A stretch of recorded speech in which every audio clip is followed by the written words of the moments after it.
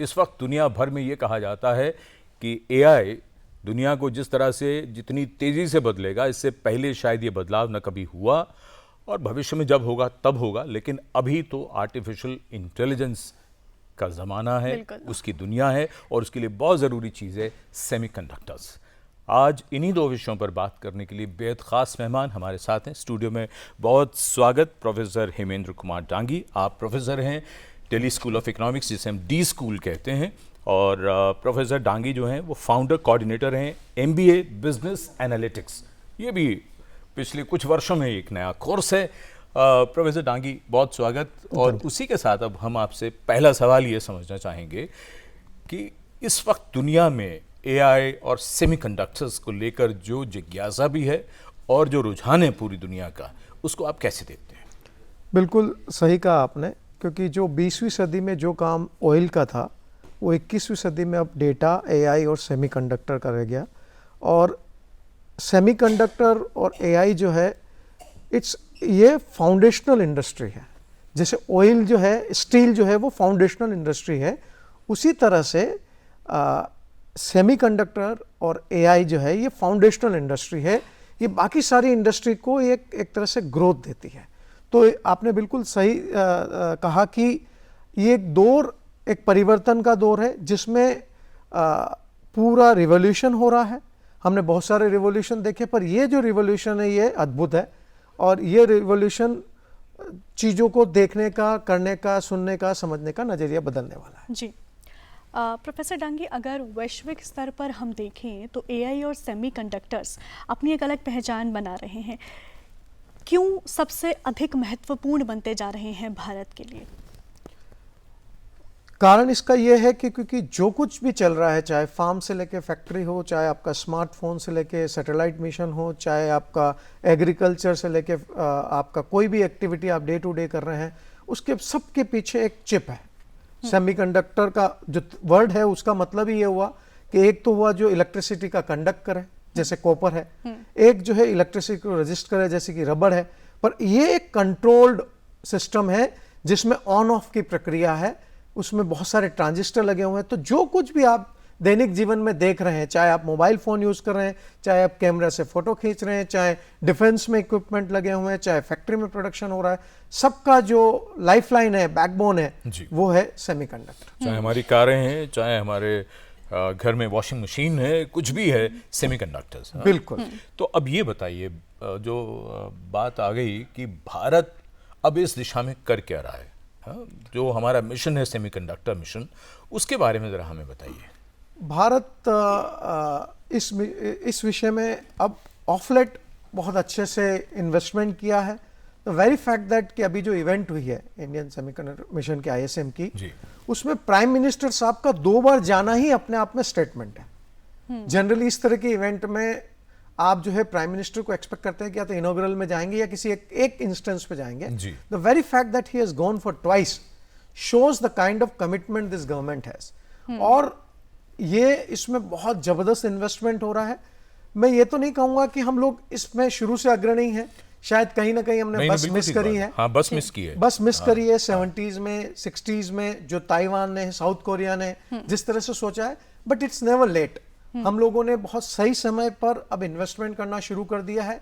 और जो ISM का एक मोटो है वो भी ये है कि दे डोंट वांट रिस्ट्रिक्ट कि हम लोग जो है सेमीकंडक्टर के एक मार्केट बन के रह जाए, हम इस इंडस्ट्री के मार्केट बन के रह जाए। पूरी दुनिया हमें एक मार्केट की तरह देखती है, ये कड़वी सच्चाई है, पर हम इसमें अग्रणी बनना चाहते हैं। ऐसा क्लियर कट इम्प्रिंट्स जो विजन जो है इस मिशन में दिखता है। यहाँ पर सिर्फ चिप के डिजाइन से लेके, चिप के फैब्रिकेशन से लेके, पैकेजिंग को लेके पूरा इकोलॉजी की बात हो रही है, पूरे इकोसिस्टम की बात हो रही है। और मेरे ख्याल से ये सबसे ज्यादा सुखद और पॉजिटिव बात है कि now we are talking about the entire ecosystem, not just जैसे कि सॉफ्टवेयर के केस में हमारा सिर्फ कोडिंग एक फोकस बन के रह गया था।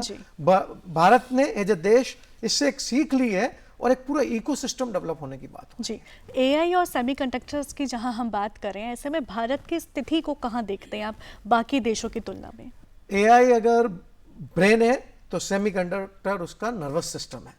अब आपने ये बहुत ही अच्छा प्रश्न पूछा कि हम भारत को कहां देखते हैं as compare to develop country. मेरे ख्याल से आपका इशारा अमेरिका की तरफ है, आपका इशारा चाइना की तरफ है, आपका इशारा ताइवान की जी। तरफ है। अमेरिका नो डाउट इसमें बहुत जबरदस्त इन्वेस्टमेंट किया है। जो स्टर्नफोर्ड की रिपोर्ट है उसके अकॉर्डिंग भी उसका जो इन्वेस्टमेंट है वो बहुत सारी कंट्रीज के कंपेरिजन में बहुत फार मोर उन्होंने किया है। तो ये बड़ा क्लियर है कि वो उनका बहुत बड़ा फोकस जो है इस पर्टिकुलर फील्ड में है। उनका फोकस जो है एआई पर है, उनका फोकस R&D पर है, उनका फोकस जो है चिप डिजाइन पर है।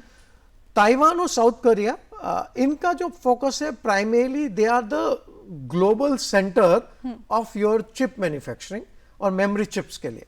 तो they have been early starters, उन्होंने बहुत पहले इसका शुरुआत कर लिया, उससे वो एक एडवांटेजेस पोजीशन में। चाइना अपने आप में सेल्फ रिलायंट होने की कोशिश कर रहा है। तो ये अपने आप में ये क्लियर है कि जब ये सारे कंट्रीज उस तरफ जा रहे हैं तो भारत का ये जो ये कदम है ये निश्चित तौर पे एक बहुत ही डिसिसिव मोमेंट है, जिसमें भारत अब जो है एक मार्केट की तरह नहीं देखा जाएगा, एक टैलेंट, मैन्युफैक्चरिंग और डिजाइन की तरह देखा जाएगा। ये जो बात आपने थोड़ी देर पहले कही, आपने बस मिस करने वाली जो बात कही थी कि पहले ऐसा हो गया, लेकिन अब जो जिस तरह से जिस कमिटमेंट के साथ हम आगे बढ़ रहे हैं, और आपने कहा कि जिस तरह से प्राइम मिनिस्टर 2 बार वहाँ गए, तो ये जो तमाम हम जो प्रयास देख रहे हैं, और ख़ास तौर पर अगर हम सेमीकंडक्टर के प्रोडक्शन की भी बात करें तो $150 बिलियन 2035 का जो लक्ष्य है हमारा, वहाँ तक जो ले जाने की बात है। आपने कहा कि अभी क्या सिनेरियो, जो अंशु ने आपसे प्रश्न पूछा, आने वाले 10 साल में, 5 साल में हम अपने आप को कहाँ देखते हैं? मेरे ख्याल से अभी जो मेन फोकस जो लगता है वो ये लगता है कि अभी कोलैबोरेशन में जाके भारत जो है चिप डिज़ाइन में पहले अपनी अग्रणीयता पेश करेगा।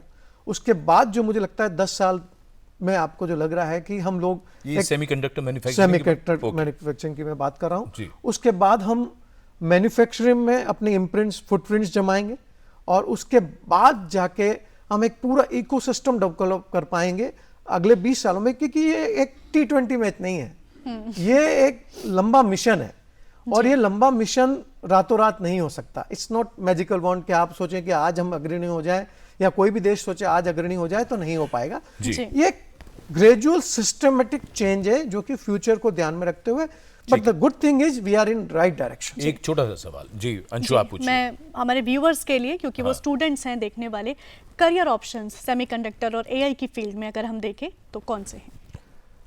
इससे रिलेटेड बहुत सारे फील्ड हैं जो कि ऑगमेंटेड फॉर्म में अब करियर के फॉर्म में उभर के आने लग गए हैं। पहले ये लगता था कि सेमीकंडक्टर का मतलब, एआई का मतलब सिर्फ इंजीनियरिंग के फील्ड में, ये एक बहुत बड़ा मिसकंसेप्शन है जी। हमारे बिजनेस एनालिटिक्स के कोर्स को लेके भी लोगों को बड़ा मिसकंसेप्शन है कि ये सिर्फ इंजीनियर्स के लिए, जो टेक्निकल ग्रेजुएट हैं उनके लिए है। ऐसा नहीं है। चाहे वो ITI डिप्लोमा होल्डर हो, चाहे वो BSc फिजिक्स में हो, चाहे वो इंजीनियरिंग हो, चाहे वो MBA हो, क्योंकि इस तरह की इंडस्ट्री जब आती है तो आपको बहुत सारे फंक्शन को कैटर करना पड़ता है जी। तो आपको ग्लोबल सप्लाई चेन देखनी है, आपको प्रोक्योरमेंट देखना है, तो सारे रिलेटेड फील्ड में यहाँ पे रोजगार के बहुत सारे एक अवसर नजर आते हैं। आप ही की बात में एक बात में और ये जोड़ना चाहूँगा कि शायद आपका एक रिलेटेड प्रश्न हो कि क्या इससे फ्यूचर में जॉब्स के जाने का डर है। ये आजकल बहुत जगह एक बड़ा कहना चाहिए कि हर जगह एक प्रश्न हमसे भी पूछा जाता है कि क्या AI would eat up the job, क्या सेमीकंडक्टर और AI जब आ जाएगा, पूरी तरह से रिवॉल्यूशनाइज हो जाएगा, तो क्या जॉब चली जाएगी? मेरे ख्याल से जॉब नहीं जाएगी। It is only a matter of reskilling, upskill लोगों को करना पड़ेगा, नई तरह की जॉब आएंगी। कंप्यूटर्स जब आए तभी एक मन में एक मशीन आ गई है तो शायद ह्यूमन को रिप्लेस कर देंगे, लेकिन ऐसी बिल्कुल भी घबराने वाली बात नहीं है। ह्यूमन को कोई भी रिप्लेस नहीं कर सकता है। सर, बहुत ही अच्छी जानकारी आपने AI और सेमीकंडक्टर्स के बारे में दी। उम्मीद करती हूँ हमारे व्यूअर्स तक ये जानकारी पहुंची होगी। कार्यक्रम में जुड़ने के लिए सर बहुत बहुत धन्यवाद।